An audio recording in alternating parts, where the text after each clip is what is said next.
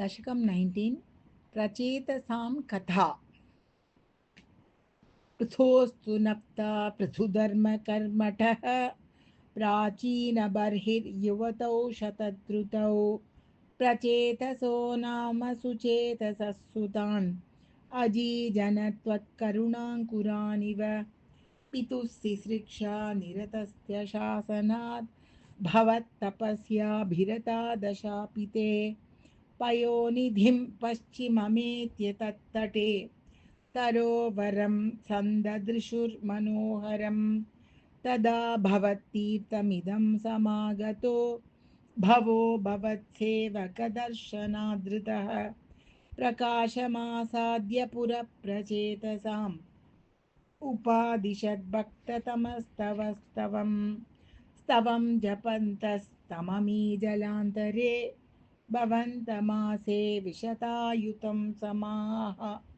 भवत्सुखास्वादरसादमीश्वियान् बभूव कालो ध्रुववन्न शीघ्रता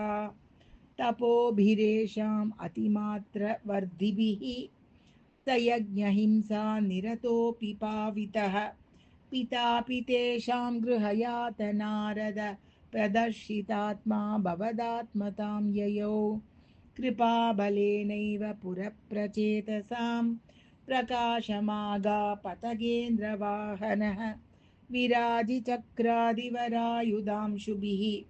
भुजाभिरष्टाभिरुदञ्चितद्युतिः प्रचेतसां तावदयाचतामपि त्वमेव कारुण्यभराद्वरानदाः भवद्विचिन्तापि शिवाय देहिनां भवद्वसौ रुद्रनुतिश्च कामदा अवाप्य कान्तां तनयां महीरुहां तया रमध्वं दशलक्षवत्सरीं सुतोस्तु दक्षो ननु तत्क्षणाश्च मां प्रयास्यतेति न्यगदो मुदैवतान् ततश्च ते भूतलरोदिनस्तरून् क्रुधा दहन्तो द्रुहिणेन वारिताः द्रुमैश्च दत्तां तनयामवाप्यतां त्वदुक्तकालं सुखिनोभिरेमिरे अवाप्य दक्षं च सुतं कृताध्वराः प्रचेतसो नारदलब्धया धिया अवापुरानन्दपदं तथाविदः त्वमीश वातालयनाथ पाहि मां श्रीकृष्ण शरणं मम